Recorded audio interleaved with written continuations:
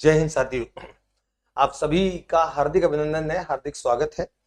एक और टेस्ट में मैं कुछ और अच्छे प्रश्न लेकर के आपके बीच में मौजूद हूं और हम लोग शिक्षण विधियों से जुड़े इन अच्छे प्रश्नों में कुछ अन्य परीक्षाओं में आएंगे, कुछ और प्रश्नों को एक दृष्टिकोण से देखेंगे, व्याख्या करेंगे, उन पे चर्चा करेंगे, समझेंगे उनको और एक अच्छी समझ बनाने का हम लोग प्रयास करेंगे। मैं हमेशा आपको इस बात को बोलता हूं कि ये जो समझ है यही परीक्षा में आपकी सबसे ज्यादा ट्रांसफर होने वाली है। तो इस टेस्ट में हमारे कौन से प्रश्न है एक बार हम लोग चर्चा करते हैं। पहला प्रश्न है, और आप देखिए कि कई सारे प्रश्न मैंने सीटेट के लिए हैं ना, और सीटेट के प्रश्नों में ज्यादातर प्रश्न चिंतन स्तर के ज्यादा होते तो एक अच्छा हमारा डिस्कशन होता है। फैक्चुअल बेस भी बहुत सारे प्रश्न आएंगे, फैक्ट बेस्ड पे। तो गणितीय अध्यापन को प्रभावी बनाने के लिए निम्न में से कौन सी विशेषता नहीं है? निम्न से कौन सी विशेषता नहीं है, इसका मतलब 3 है। कौन सी नहीं है, इसका मतलब 3 तो है। और किसको? गणितीय अध्यापन को प्रभावी बनाने के लिए। हम एक बार देखते हैं। प्रतिदिन के अनुभवों के साथ संबंध स्थापित करना, बिल्कुल ये है।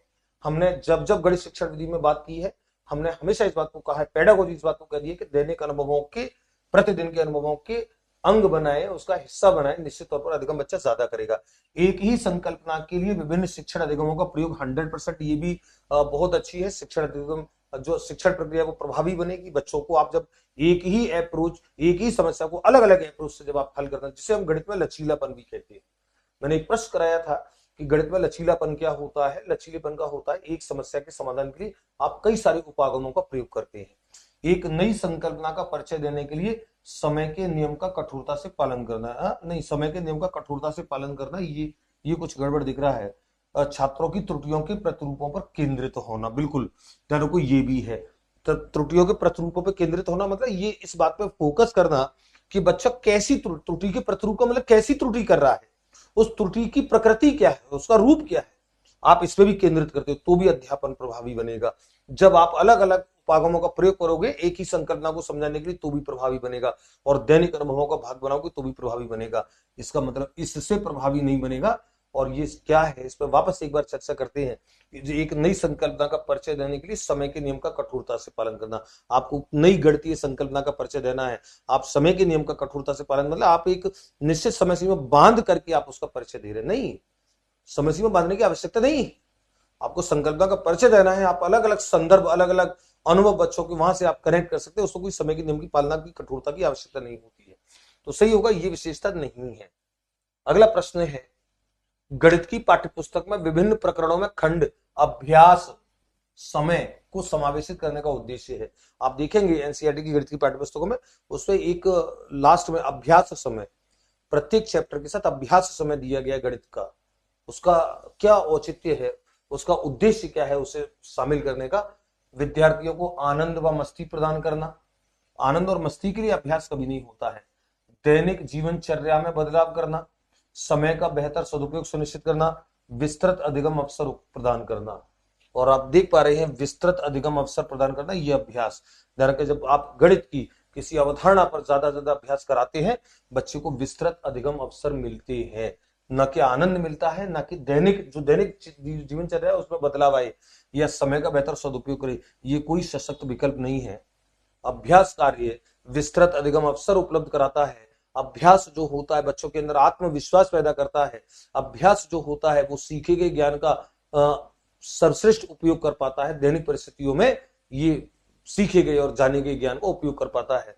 तो ये सबसे बेस्ट विकल्प होगा, अभ्यास समय को शामिल कर देगा। अगला प्रश्न है, वैदिक गणित आजकल विशेष रूप से प्राथमिक विद्यालय के बच्चों में बहुत लोकप्रिय होता जा रहा है। इसका प्रयोग निम्न में से किसके विकास संवर्धन में होता है? वैदिक गणित जो होता है, आप जिन बच्चों ने वैदिक गणित पढ़ा है उनको पता है कि वैदिक गणित की कई सारी संकल्पनाएं तीव्रता से काम करती है। मतलब आपकी गणनात्मक जो तीव्रता होती है, जैसे मैं जब बच्चों को पढ़ाता हूं ऐसी संख्याएं जिनका अंतिम अंक मान लीजिए 5 है, जैसे मान लो 75 है, इसका वर्ग करना है तो वैदिक गणित आपको 2 मिनट में आपको बता देता है कि आप जिसका अंतिम अंक, ध्यान रखो, जिसका अंतिम अंक 5 है उस पर यह नियम लागू होगा, अंतिम अंक 5 नहीं है उसका भी दूसरा नियम है।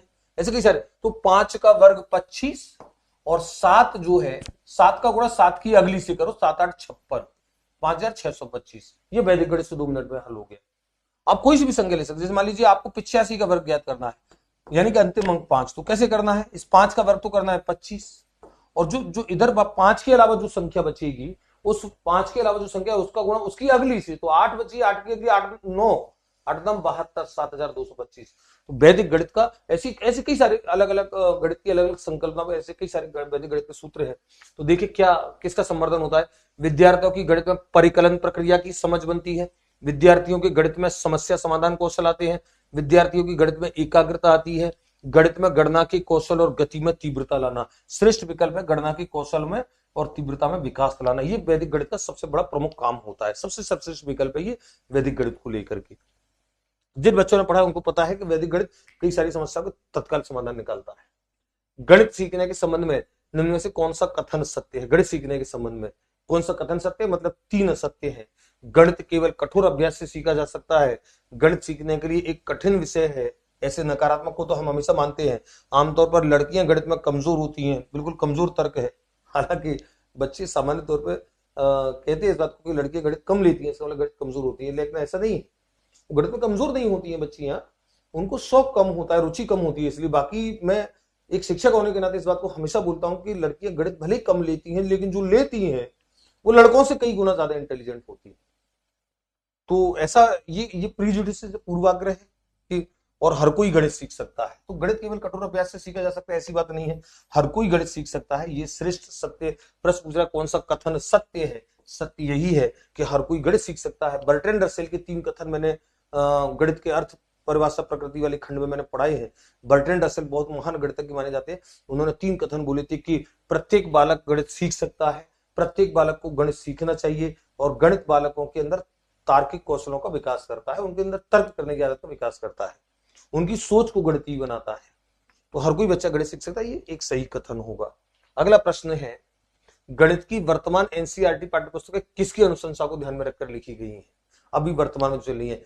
राष्ट्रीय पाठ्यचर्या रूपरेखा एनसीएफ 2005, राष्ट्रीय शिक्षा नीति 1986, 2006 में सीबीएसई द्वारा प्रस्तावित पाठ्यक्रम, 2006 में राज्य बोर्ड द्वारा प्रस्तावित पाठ्यक्रम। नहीं, आपको पता है कि वर्तमान एनसीईआरटी की पाठ्यपुस्तकें सारी की सारी एनसीएफ 2005 को ध्यान में रख करके उसके आधार पर लिखी गई है, वर्तमान में जो संचालित है। राष्ट्रीय शिक्षा नीति 2020 आ गई है, उसमें एनसीएफ एसी जो आ रहा है, national curriculum framework for secondary education 2023 के नाम से जो आ रहा है, वो एनसीएफ एसी तैयार है, ऑलमोस्ट ड्राफ्ट तैयार है, लागू होने वाला है। लेकिन वर्तमान जो एनसीईआरटी की पाठ्यपुस्तक है वो एनसीएफ 2005 के आधार पर है, ध्यान रखेंगे इस बात को। अगला प्रश्न है, गणित की तार्किकता की विशेषता निम्न से क्या नहीं। गणित की तार्किकता की विशेषता क्या शुद्धता नहीं होती है, परिणाम की निश्चितता नहीं होती है, मौलिकता नहीं होती, विषय निष्ठता। आपको पता है गणित शुद्धता भी होती है, परिणाम की निश्चितता भी होती है, मौलिकता भी होती है, विषय निष्ठता नहीं होती है। ध्यान रखो, सब्जेक्टिव नहीं होता है। विषय निष्ठता होता है सब्जेक्टिव, यानी कि अलग अलग परिस्थितियों में अलग अलग व्यक्ति कोई परिणाम निकाले, नहीं, वस्तुनिष्ठ होता है। ध्यान रखो, जो कौन सी नहीं है पूछा है, ये नहीं है, ये नहीं है, बल्कि गणित जो होता है वो हमेशा वस्तुनिष्ठ होता है, एक निष्कर्ष देने वाला होता है। ऑब्जेक्टिविटी, गणित में हमेशा ऑब्जेक्टिविटी होती है, सब्जेक्टिविटी नहीं होती। तो ये एक ध्यान रखना है आपको, गणित कभी भी सब्जेक्टिव नहीं होता है। ये सब्जेक्टिव मतलब कि मैं सोच रहा हूं, मैं कुछ और सोचूंगा, दूसरा व्यक्ति जो है वो कुछ और सोचेगा, तीसरा व्यक्ति कुछ और सोचेगा, अलग अलग। दिस इज सब्जेक्टिव नेचर, सोच ही नहीं सकते हैं, गणित होते ही ऑब्जेक्टिव है। चलिए अगला प्रश्न है, प्रतिभाशाली बालकों का गणित की कक्षा में सर्वाधिक उपयोग किस रूप में किया जाए। कक्षा के जो प्रतिभाशाली बच्चे हैं गणित के, उनका उपयोग आप कक्षा में कैसे कर सकते हैं। मॉनिटर या कक्षा नायक के रूप में बना करके, कक्षा पढ़ाने में, यानी कि अध्यापकों को कक्षा को पढ़ाने में लगा दे, कक्षा गतिविधियों में संसाधन के रूप में, अन्य बच्चों की कॉपी चेकिंग में। तो अन्य बच्चों की कॉपी चेक करने में, अन्य बच्चों को पढ़ाने में कक्षा, ये तो बिल्कुल ही गलत होंगे। मॉनिटर नायक के रूप में, ये एक वैकल्पिक व्यवस्था आप बना सकते हो, लेकिन केवल बात ये नहीं है, प्रतिभाशाली बच्चा जो होता है सर्वश्रेष्ठ रूप में प्रयोग होगा वो कक्षा गतिविधियों में एक संसाधन के रूप में, यानी कि कक्षा में जितनी भी गतिविधियां संचालित हो रही हैं उनमें एक रिसोर्स के तौर पर वो काम आ सकता है। और आपको पता है कि सीखने का काफी कुछ जो हिस्सा होता है वो लर्नर टू लर्नर इंटरेक्शन से आता है। तो जो प्रतिभाशाली बच्चा है वो निश्चित तौर पर बहुत सारे बच्चों को फायदा पहुंचाएगा, वो एक रिसोर्स के तौर पर काम करेगा जितनी भी क्लास एक्टिविटीज है। तो श्रेष्ठ विकल्प होगा ये। अगला प्रश्न है, गणित में योग्यता को बढ़ाने में बाधा उत्पन्न करने वाला अंश। गणित में योग्यता बढ़ानी है, बाधा कौन सा करेगा। अच्छी स्मृति, गणित में सहज सामर्थ्य, प्रतिकूल गृह वातावरण, अध्यापक का प्रोत्साहन। तो बाधा उत्पन्न करने वाला। अच्छी स्मृति गणित में सहज प्रतिकूल गृह वातावरण, प्रतिकूल गृह वातावरण। अच्छी स्मृति तो गणित को वो करेगी, सपोर्ट देगी। गणित में सहज सामर्थ्य आएगा तो भी सपोर्ट देगा, बाधा नहीं पहुंचेगा। अध्यापक का प्रोत्साहन भी सहज वो देगा, बाधा नहीं पहुंचेगा। प्रतिकूल गृह वातावरण, ये एक सामान्य प्रश्न है, इसमें कोई ज्यादा दिमाग लगाने की जरूरत नहीं, ये तो सीधे सीधे उत्तर दिख रहा है। अगर घर का वातावरण प्रतिकूल है, वो कहीं ना कहीं सीखने में, केवल गणित में योग्यता नहीं, किसी भी विषय की सीखने में वो बाधा पहुंचाएगा। गणित की प्रकृति है अलंकारिक, कठिन, तार्किक, उपरोक्त सभी नहीं, उचित है तार्किक। गणित हमेशा तार्किक होता है। गणित की अवधारणा जटिल जरूर होती है, लेकिन उसे हम तार्किक शब्द कहकर के बुलाते हैं। अलंकारिक भाषाएं भाषाओं में होती है, लैंग्वेज में ज्यादा चलती है। तार्किक इसका बिल्कुल एक करेक्ट आंसर है। अगला प्रश्न है, शिक्षण शास्त्र का ज्ञान उपयोगी है शिक्षक के लिए, छात्र के लिए, प्रधानाध्यापक के लिए, विद्यालय प्रबंधक के लिए। शिक्षण शास्त्र की बात है, पेडागोजी की बात है, और आपको पता है पेडागोजी जो होती है, शिक्षण शास्त्र जो होता है, वो एक शिक्षक को शिक्षण व्यू रचनाएं बनाने में, शिक्षण व्यू रचनाएं बनाने में काम करता है। व्यू रचनाएं बनाने में शिक्षक का सहयोग करता है, बनाने में शिक्षक का सहयोग करता है। ध्यान रखो, पेडागोजी होती शिक्षकों के लिए, मतलब बच्चों को सिखाने के लिए कौन कौन सी व्यू रचनाएं, कौन कौन सी स्ट्रेटजीज, कौन कौन सी रणनीतियां काम करेंगी, बच्चों को कौन सी शिक्षण विधियों का प्रयोग करना है, कौन सी शिक्षण तकनीकों का प्रयोग करना है, कौन से शिक्षण उपागमों का प्रयोग करना है, मूल्यांकन के लिए कब कौन सा तरीका टूल लेना है, ये सारी चीजें हमको, शिक्षण सहायक सामग्री कौन सी, ये सब लेनी है। ये सब चीजें हमको पेडागोजी बताती है। और किसको बताती है? शिक्षक को बताती है, शिक्षक के लिए पेडागोजी का सबसे ज्यादा बेस्ट। बाकी बच्चों के लिए शिक्षण शास्त्र का बच्चों पे प्रयोग किया जाएगा, लेकिन बच्चे प्रयोग नहीं करेंगे। शिक्षण शास्त्र का प्रयोग टीचर करेगा बच्चों पर, लेकिन उपयोगी टीचर के लिए।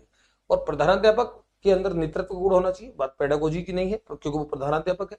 विद्यालय प्रबंधक के लिए इनमें से कोई वो विद्यालय का एक प्रबंधक होता है। चलिए, तो विद्यार्थियों, ये भी अलग अलग दृष्टिकोण के सवाल थे, और आप देख रहे हैं मैं हर प्रकार के जो अलग अलग परीक्षा में सवाल जुड़े हैं उनसे आपको रूबरू करा रहा हूं। आप उनका सॉल्यूशन देख रहे हैं, आप उनको टेस्ट के तौर पर देख रहे हैं, वो आप उनको पढ़ करके तैयार कर रहे हैं, आपका दिमाग खुल रहा है, आप अलग अलग नेचर के, अलग अलग प्रकृति के, अलग अलग परीक्षा के प्रश्नों को आप जान रहे हैं।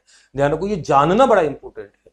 समझ जो होती है वो बाद में बढ़नी, पहले जानो तो सही कि कैसे प्रश्न आते हैं, कैसे प्रश्न आए, उनमें क्या दम थी, आपके अंदर क्या दम है। आप उन प्रश्नों की दम को देख करके अपनी दम को आप तोलते हैं। अगले टेस्ट में कुछ और अच्छे प्रश्न के साथ मैं आपसे मिलता हूं, मुलाकात करेंगे। जय हिंद, जय भारत।